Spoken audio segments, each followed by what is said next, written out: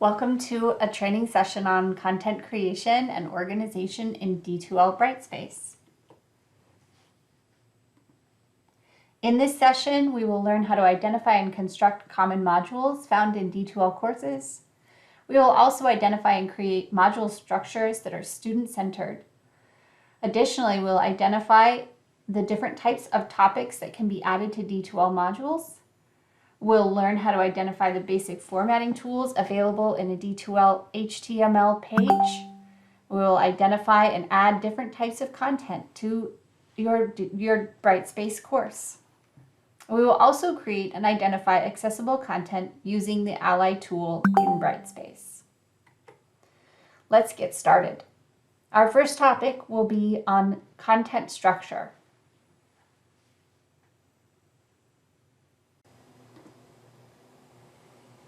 Welcome to a section on the content structure of a D2L course.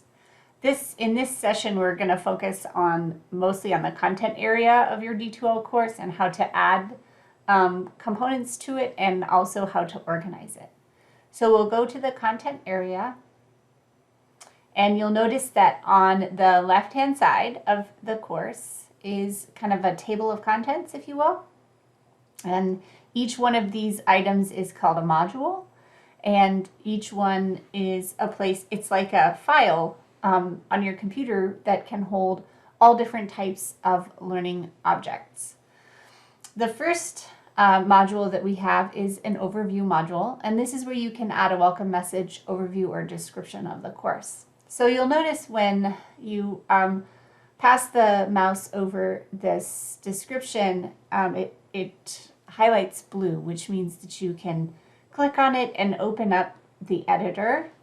And I've already got an introduction on my clipboard, so I'm going to add it here and then click update. But you'll notice that this editor has a lot of the same tools in it as a Word or any other kind of word processing editor, and we'll get into more details of that later. The overview is just a short, kind of introduction place for you to tell your students a little bit about the course. In the next module are bookmarks. This is a place where, students or you can bookmark different pages or modules or content areas in the course that you visit often. Now, you can't set bookmarks for your students, but they can set bookmarks for themselves. So just note that you don't have control over what they do, but you can show your students how they work. In the next module, we have the course schedule.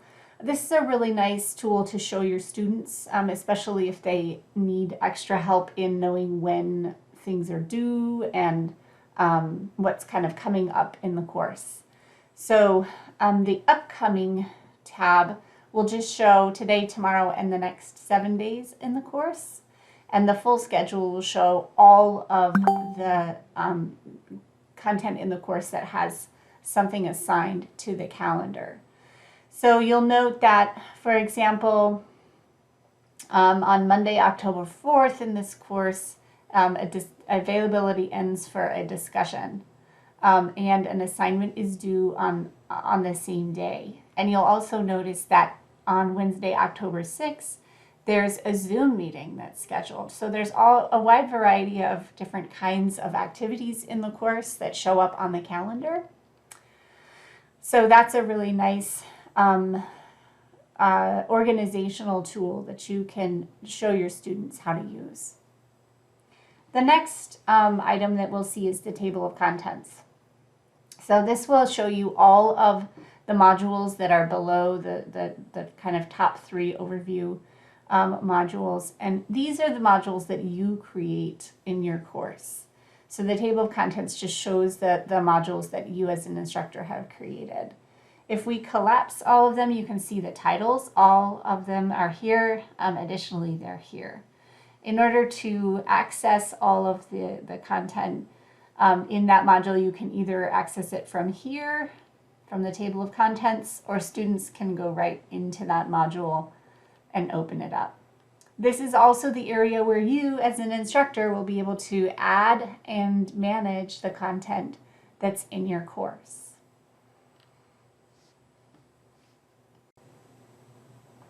In the next topic, we will talk about how to create modules and what kinds of modules we recommend to be included in every course. For example, basic modules that we recommend putting in every course would be a course information module, a module with student resources in it, and a weekly or unit type structure where you work consistently throughout the course. We'll also talk about some key features in each module, such as how to rename or name a module or topic, creating a landing page in each module, and how to set dates and restrictions. All right, let's talk about some of the basic modules that we recommend having in your course. The first one is a course information module. In this module, you could include an introduction page, an instructor information page, especially if you're teaching online.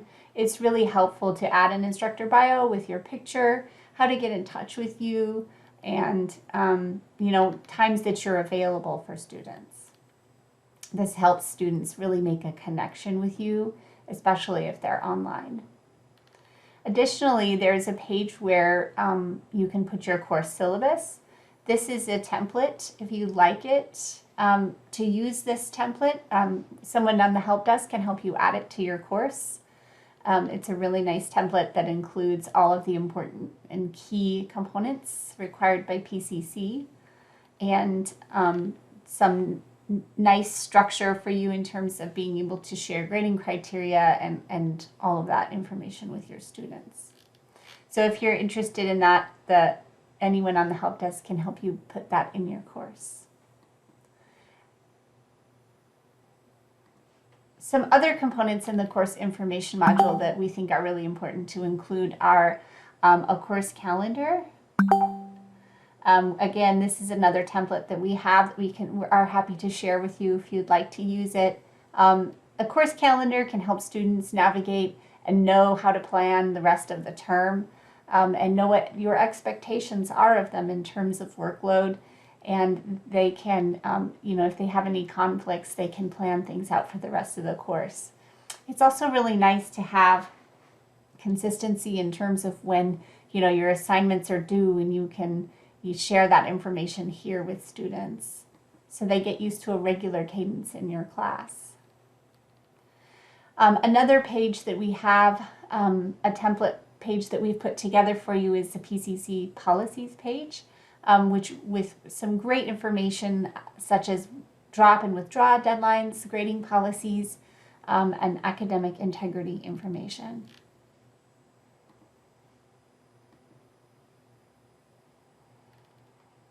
In the course information module, you might also want to put an introduce yourself discussion where students can introduce themselves to each other.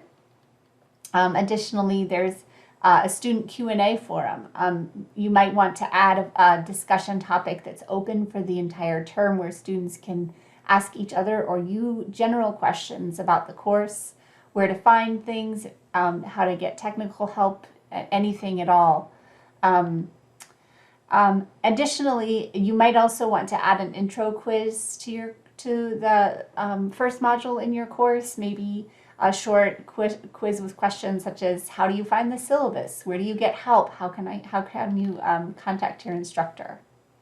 So those are some of the basic things that we recommend having in your course information module.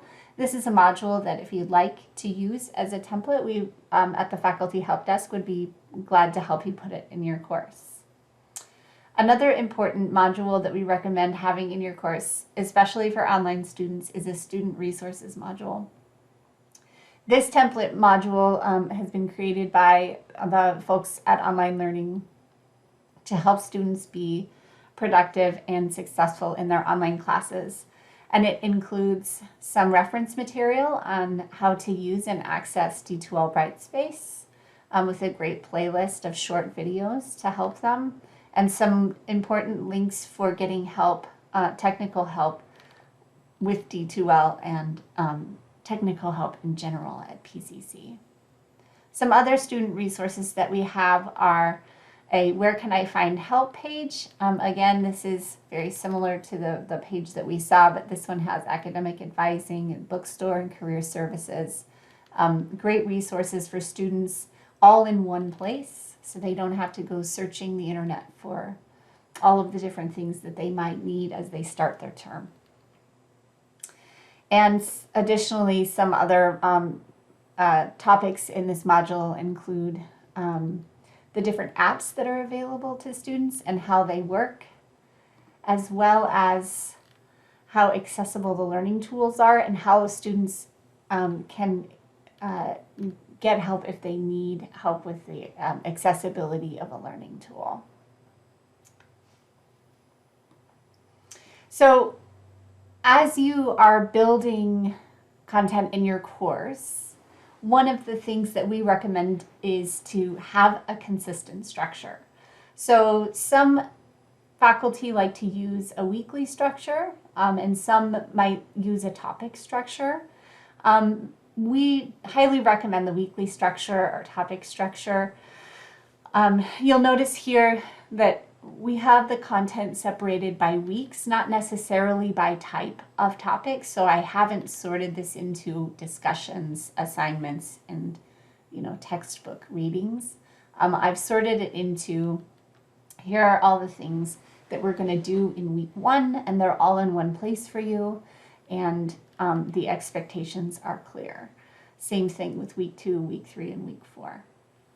So whichever you choose, just be consistent about it and try to make each module the same as the last in terms of what components are in it, and of course that are relevant to that week. So let's move on to how to create and rename a module. So you'll see down here at the bottom of this table of contents is an add a module box. So we can add a new module. So it looks like we can continue with week 5, and I can either click off of this box or I can hit enter, and I've created a new module. It's that simple. If I want to have dates and restrictions, you can have dates where this comes available to students. For example, if you want to kind of have the material be available once week 5 starts to roll around in the term, you can add your start dates and due dates and end dates here.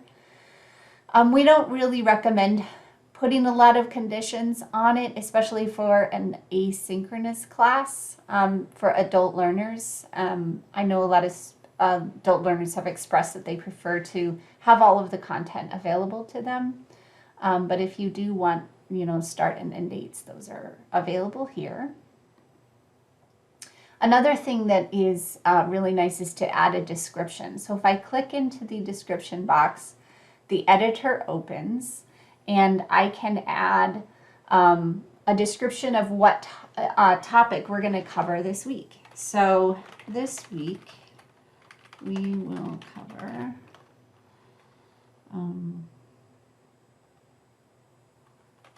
volcanoes of the Northwest. Oh, spelling.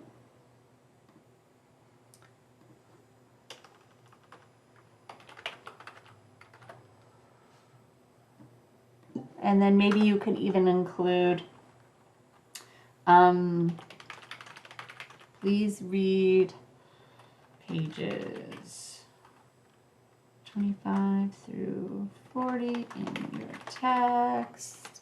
You could maybe create a list of things that students need to do. You'll notice the editor has most of the tools that you would need in any kind of editor.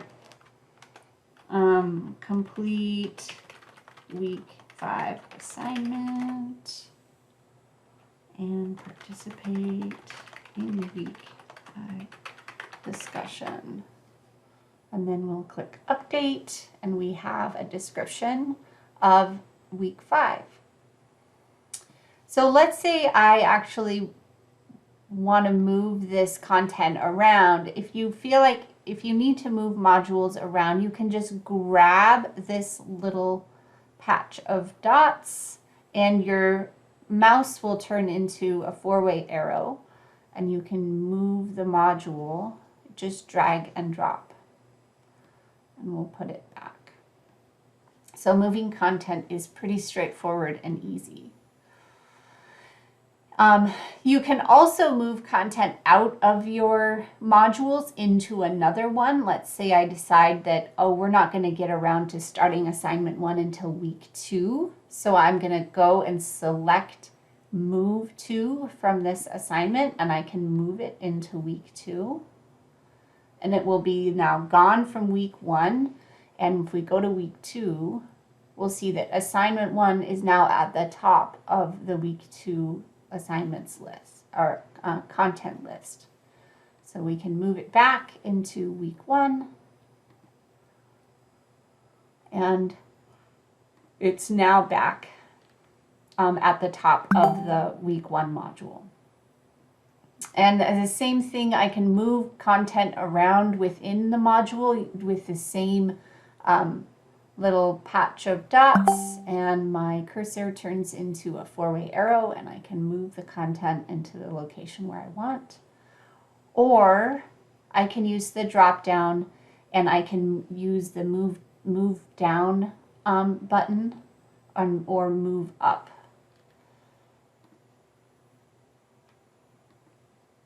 So two ways that you can move content around in your module. Okay. So one last thing that I want to, in terms of just an overview of module structure, we don't recommend using the hide feature, because you do want students to know what content is coming up. Maybe you, just got assigned to the class and you don't have everything sorted out yet, but you know you're going to have a weekly content structure or a weekly module structure. You can create those modules and you can put dates on it. That way students can see what modules you have, but they won't be able to access the content until you have it ready, or it's time for you as a class to go over that content.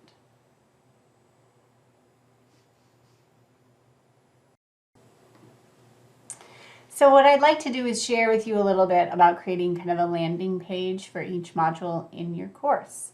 You'll notice how in our week 1 introduction we had a nice banner and a welcome message, and we just created a new module and started to create a little welcome message, but I'd like to finish this off and add in an image and a little welcome message for the students. So I'm going to copy the welcome message from this one.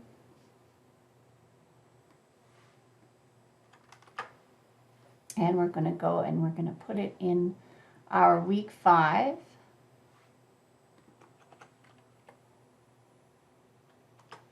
Welcome to week 5.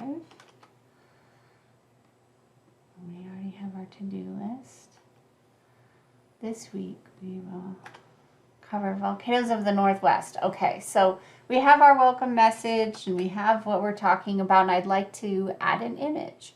So there's two ways to add an image. One is with this insert image button, and I can add an image from my computer, and I can drop the file right here and choose the destination.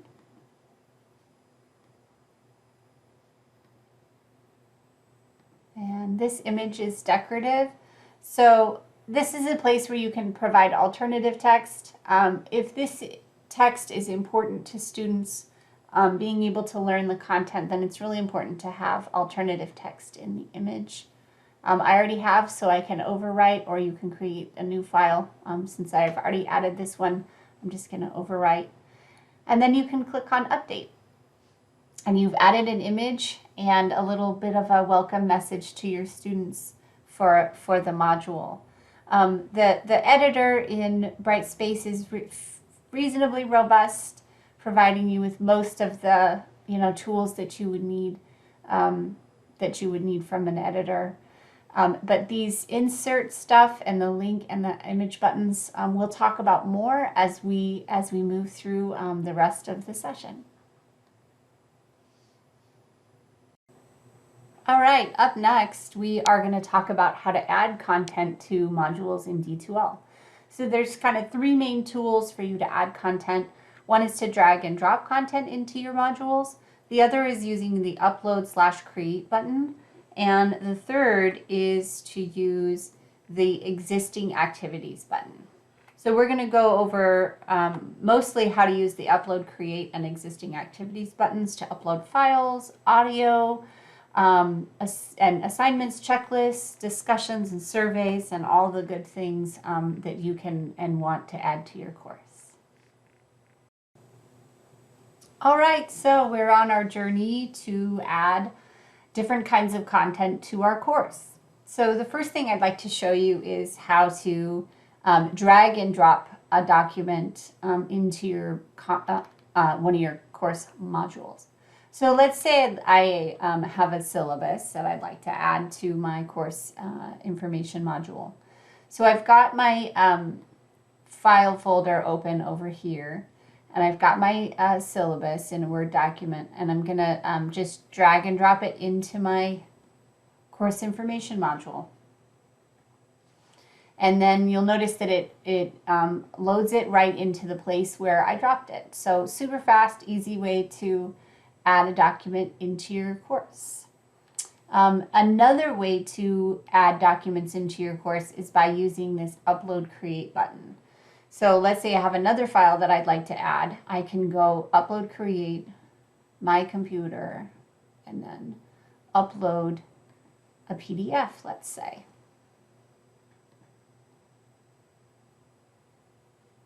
And then when you use that button, it adds that document to the very bottom of your module. So if you want that somewhere else in the module, you can just drag it where you want it to be.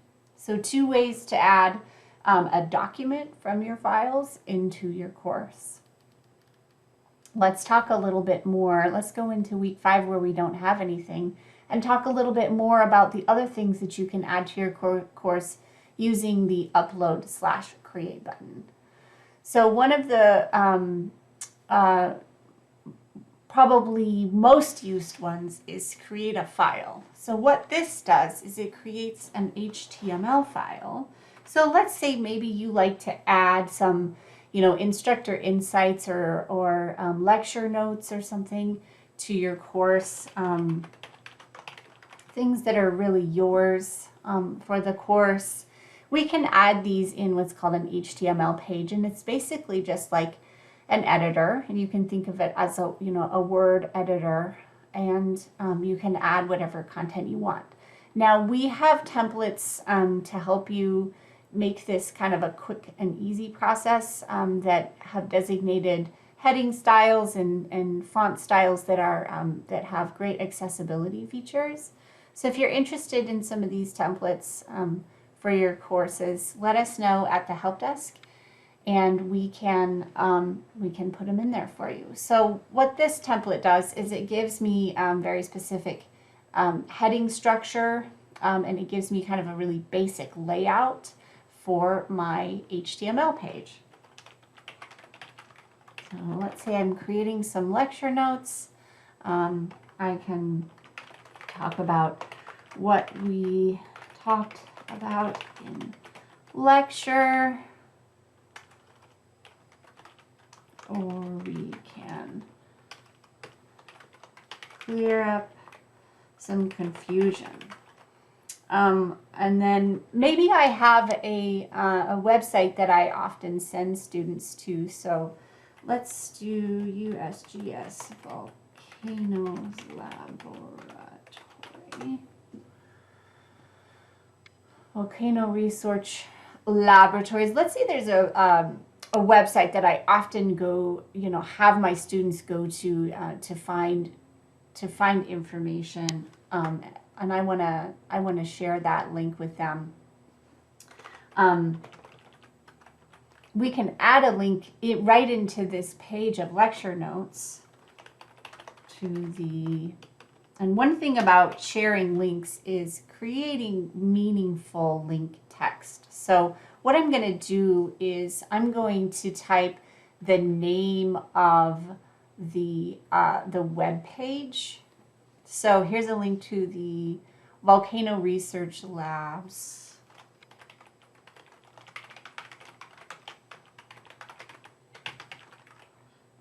web page. So I'm going to go ahead and highlight the text where I'm going to add the image. And I can use this link, insert link button here. And then go all the way down and choose URL. Now I like to choose this one because it gives me the option of how to set it up for students. So I want it to be open in a new window because it makes navigation easier for students. What this will do is just pop open a new tab in their browser, and then when they're done looking at the web page, they can close the tab and come right back to the D2L page that they are on.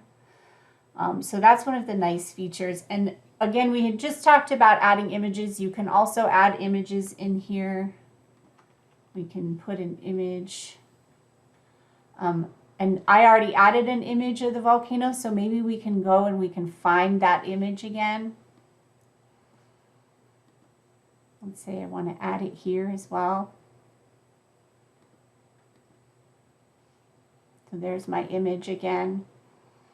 The insert stuff again is here. All kinds of great things that you can add. You can add, maybe a link to a file on your that's in the course, or another file that's on your computer. You want to upload it to the course. You can do that here.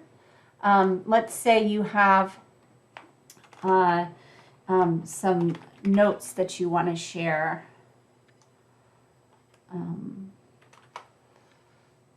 As a document, so you can do the same thing. You can highlight it, and then we can add a file from our computer. So let's say I want to add this Excel sheet, and I can upload it. And then let's change the link text to volcano data sheet. Let's insert that. So I have two different links that I've created here. I created, let's look at them from this view. So I've created a link to an outside web page that maybe I visit often with my students. And then I've also created a link to an Excel sheet. Now, if you notice that it downloaded for students. So when you put a link in here to a file, it's going to turn into something that students can download. So we have to be really thoughtful about how you add files to your courses. If you want this Excel sheet to open in its own page, then we need to add it to the course in a different way. This is a way for students to be able to download it. So that's a little bit of an overview on how to use and create an HTML page in your course. So let's go back to week 5, and let's say instead of having that Excel spreadsheet get downloaded from this page of lecture notes, let's say I want to upload that and add it. So I can upload the file again from my computer and put the sheet in here, and I can overwrite or just existing file. And then you'll see that students can open it from here and view it. So I wanted to note the distinction between those two things. So when we added it as a link to the HTML page, it became something for the students to download. From here, the student can actually just preview the Excel sheet, the data from the Excel sheet in D2L. Okay, so let's continue talking about adding content to our course. So we created an HTML page where we linked to a website that we use often for the course. And then we also added a sheet that students can download from here. But then we also added the spreadsheet in the content area so that students can view it in D2L. One thing I wanted to note is that students can also download this sheet from here using this down arrow and choosing download. I'll show that from the student view. So we're in the content area as a student, and the student has this option to download the Excel sheet.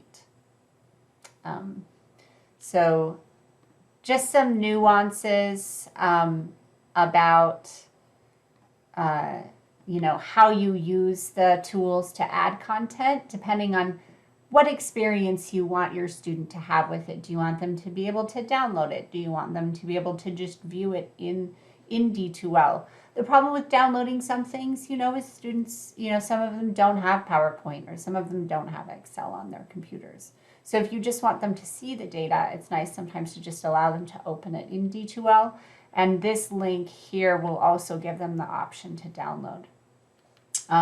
So always be, kind of thinking about the end user. What is their purpose and what are they going to do with it? Another thing that we also added into this HTML page was a link to this Volcano Research Labs page.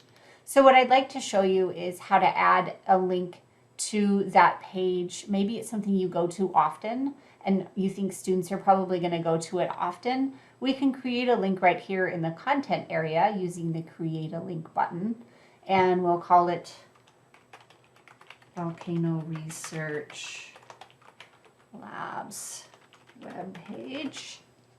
And we'll go over here and get the URL and add it and leave that checked so that it opens as an external resource.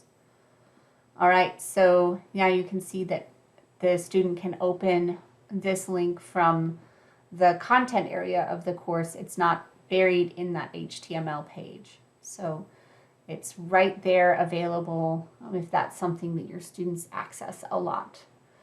Some of the other great things that you'll find in this Upload Create button are you can add from Manage Files. Ignore the SCORM API object for now. That's pretty advanced and we don't need to talk about it. From here you can add, you can create a new assignment, checklist, or discussion, quiz, or survey from here. I recommend, if you're going to create an assignment, I would do it from the assignment area, same with discussions and quizzes. This is a nice place to, add your new checklist or survey. If you'd like to learn more about any of those tools in D2L, we have training sessions to get kind of deep into those. And we also have great resources online. So you can go to PCC the online learning homepage and click on resources for faculty and staff. And under the tutorials and technical support page, there are tons of resources on this page by topic, all about how to use D2L.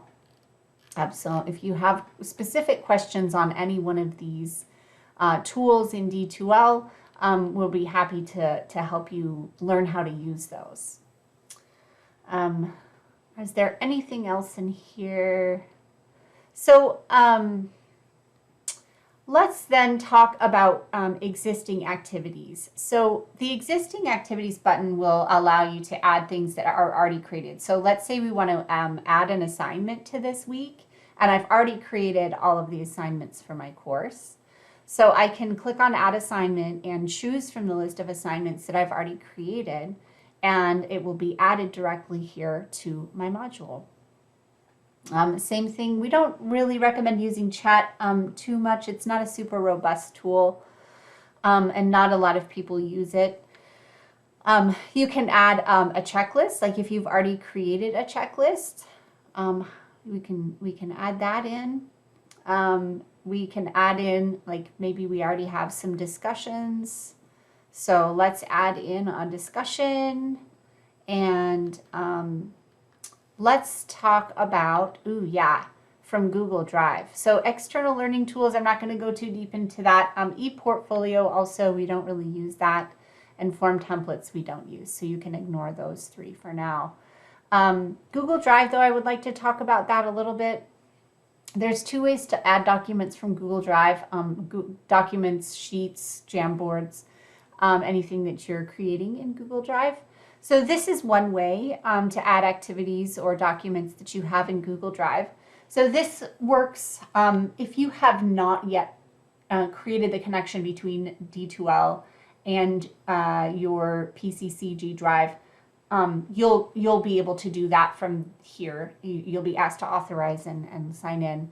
But I've already done that, so we can see everything that's in my Google Drive.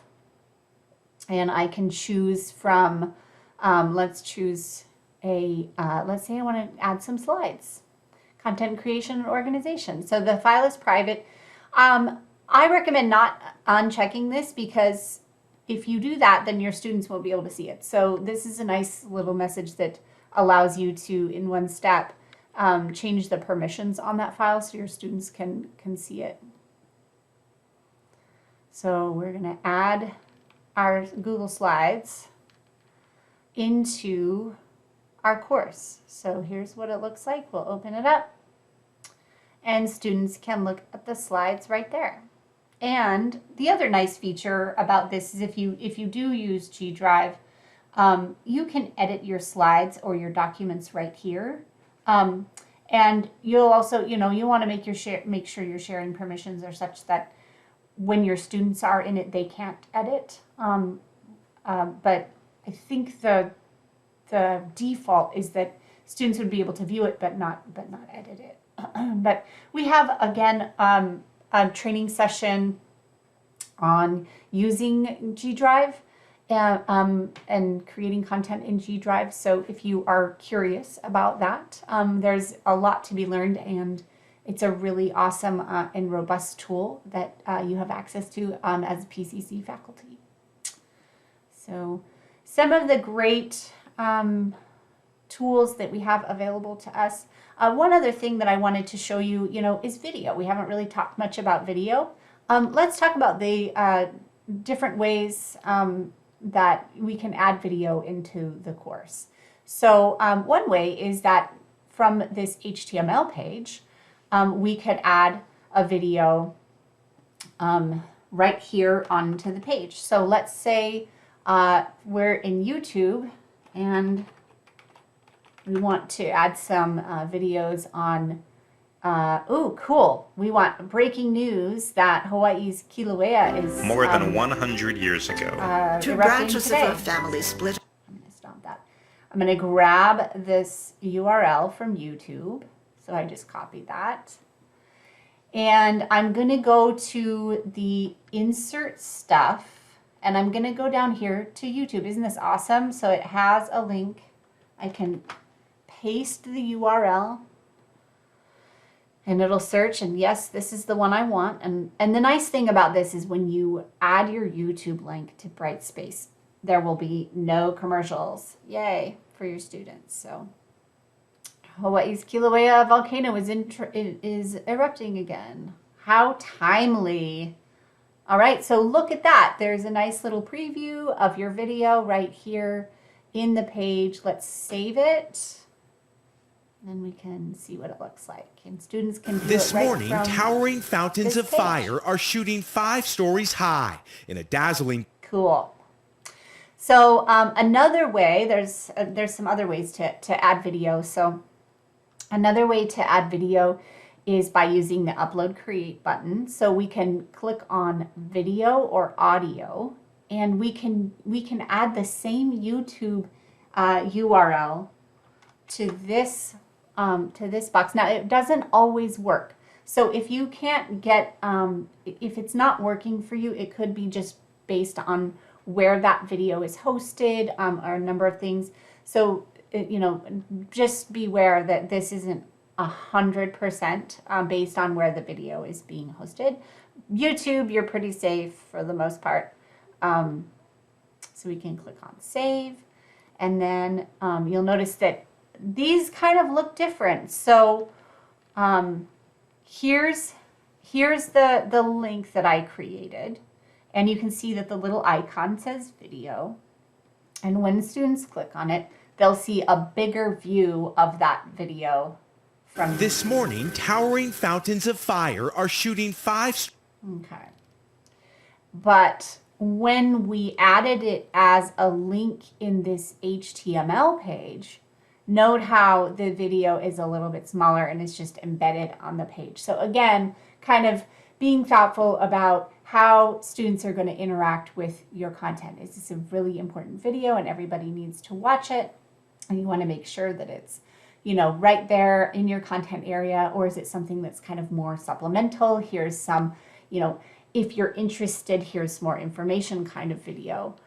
Or, you know, I've seen instructors use HTML pages to give students the instructions for an assignment.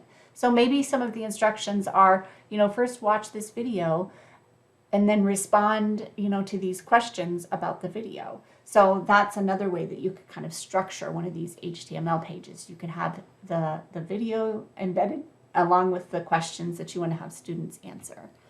Lots of different ways that you can organize things based on the kind of end use of the tool and the content.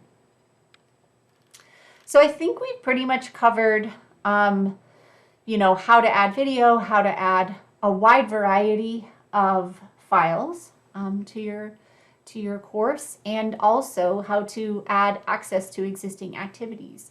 So again, just to kind of reiterate, we really recommend creating a, you know, weekly or modular structure for your students. It creates consistency, and it's a really helpful way for them to know, okay, we're in week 3, here's all the things that we're going to do in week 3. They're all together in one place for me. I don't have to go searching. All of the tools are right there for you in Brightspace to do it. All right, so our last topic for this session is how to use the Ally tool in D2L to assess the accessibility features of your content.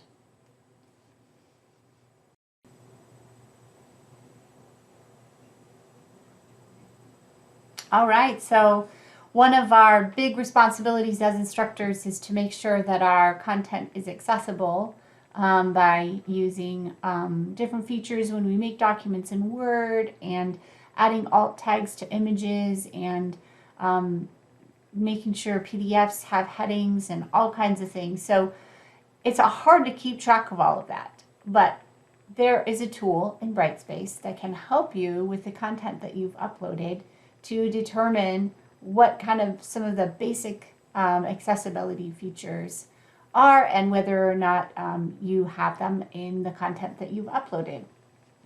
So in order to find and use the accessibility tool, you can go to More from your course navigation bar and click on the Ally tool. So when you open it, you'll get kind of an overview of this overview page of all of the different types of content.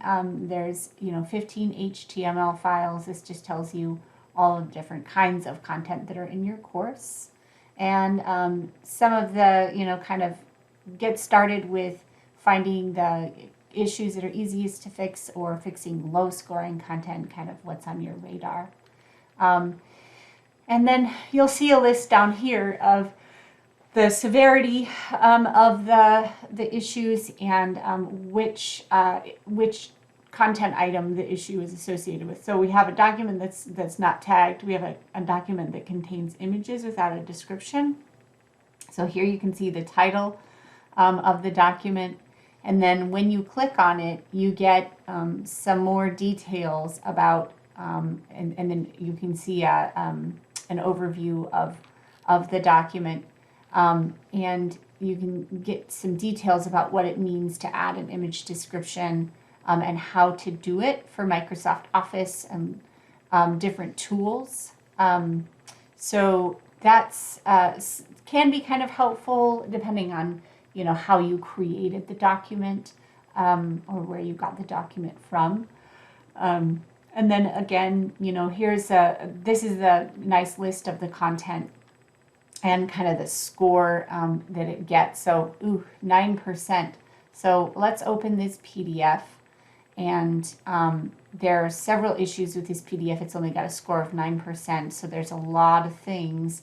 If we click on all issues, we can see, that it has images that aren't tagged, and it doesn't have headings, and it's just kind of a messy PDF. So what does that translate to for your students? That translates to a student who is using a screen reader, really not being able to navigate this document. It'll just kind of seem like, a garbled stream of consciousness, if you will. So headings, alt tags for images, and, kind of, those are like wayfinding for a screen reader. So somebody who's, using a screen reader to assist them with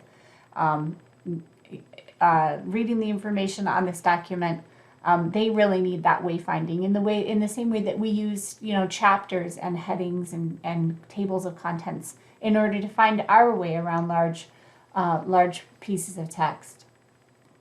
So the Ally tool is a really nice thing to kind of give you a sense of where there might be issues in your course with accessibility features.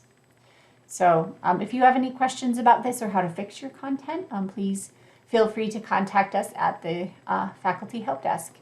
I hope you've learned a lot from this session, and if you need more, that we have lots more trainings and lots more documentation for you. And as always, we're on the help desk to help you out. Have a great term.